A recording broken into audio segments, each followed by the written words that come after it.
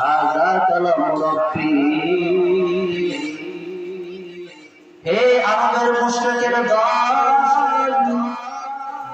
হাযা কালাম রাব্বী, এটা আল্লাহ তাআলার কালাম, এটা আল্লাহ তাআলার কথা, এগুলা আল্লাহ তাআলার ভাষা।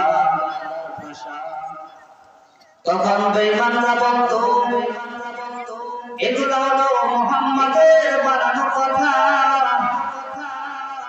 এই কোরআন নামক কিতাব এগুলা হলো মুহাম্মাদের বানানো কথা। বেঈমানরা বলতো এটা মুহাম্মাদের বানানো কথা, মুহাম্মদ এগুলা বানিয়ে বানিয়ে আমাদেরকে ঢুকাবে।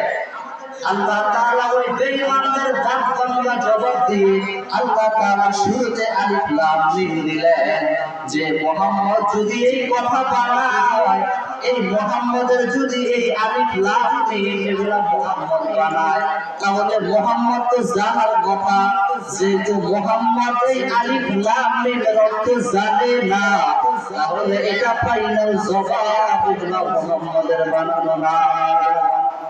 ঠিক আল্লাহ তাআলা আলিফ লাম মিম অর্থহীন অক্ষর দিলেন এই জন্য যে বেঈমান তোমরা বলতেছো এগুলো মুহাম্মদের বানানো কথা। না না, এগুলো যদি মুহাম্মদের বানানো কথা হতো তাহলে মুহাম্মদ নিজেই জানতো যে আলিফ লাম মিমের অর্থ কি। যেহেতু মুহাম্মদ আলিফ লাম মিমের অর্থ জানে না, তাহলে এটাই ফাইনাল জবাব, এটা মুহাম্মাদের বানানো না। দুই নাম্বার জবাব, যে কিতাবের মতো কিতাব পৃথিবীতে নাই, যে শ্রেষ্ঠ রহমাতুল লিল আলামিনের মতো কোন নবী নাই, যে মুহাম্মদ সাল্লাল্লাহু আলাইহি ওয়াসাল্লামের মতো কোন রাসূল নাই, আর সেই রাসূলের উপর কালাম পবিত্র কোরআন নাযিল হয়েছে। ওই কোরআনের মধ্যে অর্থহীন অক্ষর কেন দিলেন? দুই নম্বর জবাব, আল্লাহ তাআলা অর্থহীন অক্ষর দেওয়ার দুই নম্বর জবাব হলো আল্লাহ তাআলা বেঈমানদের ঈমান পরীক্ষা করলেন এবং বেঈমানরা বিশ্বাস করে কিনা আল্লাহ তাআলা দেখবেন যে মুমিন কোরআনের প্রতি বিশ্বাস করে কিনা। কারণ আমাদের সমাজে অনেক মানুষ আছে যারা বলে যে অর্থ ছাড়া কোরআন পড়লে কোনো সওয়াব নাই। আল্লাহ জানিয়ে দিলেন, তাহলে তুমি বলো আলিফ লাম মিমের অর্থ কি? যারা বলে যে কোরআনের অর্থ না বুঝে করে লাভ নাই, তাদেরকে প্রশ্ন করা দরকার যে আলিফ লাম মিমের অর্থ তুমি জানো কিনা? তাহলে সে বলতে পারবে? বলতে পারবে না। অথচ আল্লাহ তাআলার কালাম কত বরকতময়, কোন ব্যক্তি কোরআন পড়তে যায় না, শুধু তাকিয়ে তাকিয়ে দেখবে তাতে সওয়াব। বাইতুল্লাহ কোন ব্যক্তি শুধু তাকিয়ে দেখে তাতে সওয়াব। মা বাবার চেহারার দিকে নেক নজরে তাকাইলে সওয়াব, এবং কোরআনের দিকে যদি কেউ তাকিয়ে থাকে তাতেও বড় সওয়াব। এই জন্য যারা বলে যে কোরআনের অর্থ না বুঝে পড়ে কোনো সওয়াব নাই, কোনো লাভ নাই, তাদের এই কথাটা সম্পূর্ণ ভুল।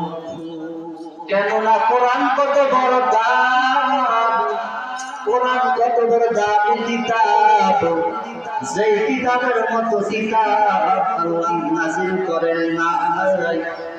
এই কিতাব এত বরকতময়, যে ব্যক্তি এই কোরআন জবান দ্বারা পড়বে তার জবান অনেক দামি হয়ে যায়। এই কোরআন যার সিনার মধ্যে থাকবে তার সিনা দাম বেড়ে যায়। এই কোরআন যার সাথে লাগে তার দাম বেড়ে যায়। একটা কাফের কোনো সাথে লাগার কারণে তার নাম হয় রেহাল, তার দাম বেড়ে যায়। একটা গিলাফ, একটা কাপড়, তার কোনো দাম থাকে না। কোরআনের সাথে লাগার কারণে তার নাম জুজদার হয়, তার দাম বেড়ে যায়। ঠিক তেমনি ভাবে কোনো বান্দা যদি কোরআন তার সিনার মধ্যে থাকে, তাহলে আমরা যদিও দেখতে পারি সাধারণ মানুষ, কিন্তু তার দাম আল্লাহর আদালতে বেড়ে যায়।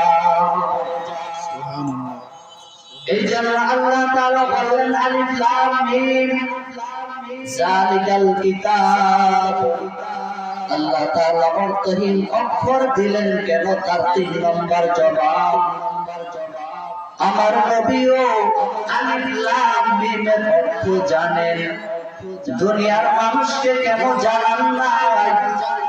বলে বন্ধুর সাথে আল্লাহ এবং তার রাসূল দুজন বন্ধুর সাথে বন্ধু কথা বলার পাসওয়ার্ড, এটা একটা গোপন নাম্বার। আমার রাসূল আলিফ লাম মিমের অর্থ জানেন, কিন্তু দুনিয়ার মানুষকে কেন জানান নাই? যেটা আল্লাহ এবং রাসূলের সাথে কথা বলার কিছু মাধ্যম, এই জন্য আল্লাহ তাআলা জানান নাই। আল্লাহ তাআলা বলেন যালিকাল কিতাবু লা রাইবা ফীহি হুদাল লিল মুত্তাকিন। আল্লাহ তাআলা বলেন ওই কিতাবের মধ্যে কোনো সন্দেহ নাই। আল্লাহ তাআলার কালাম আমরা দেখতেছি, কোরআন আমাদের দ্বারে, আমাদের সিনার মধ্যে কোরআন, মসজিদে কোরআন, মাদ্রাসায় কোরআন, প্রত্যেকের জানে কোরআন। অথচ আল্লাহ তাআলা বললেন যালিকাল কিতাব, মানে ওই কিতাব নূরের কিতাব। আমরা দেখতেছি কোরআন আমাদের দ্বারে, কিন্তু আল্লাহ তাআলা বললেন যালিকাল কিতাব, মানে ওই কিতাব নূরের কিতাব। আল্লাহ তাআলা কেন বললেন হাযাল কিতাব, মানে ওই কিতাব, যালিকাল কিতাব মানে ওই কিতাব। কোরআন হলো আমাদের দ্বারে, কিন্তু আল্লাহ তাআলা কেন বললেন যে যালিকাল কিতাব? তার 1 নম্বর জবাব, যদিও কোরআনের ব্যাখ্যা, কোরআনের সূরা, কোরআনের আয়াত সব কিছু আমাদের কাছে, কিন্তু কোরআনের মেইন হাকিকত আল্লাহ তাআলার কাছে।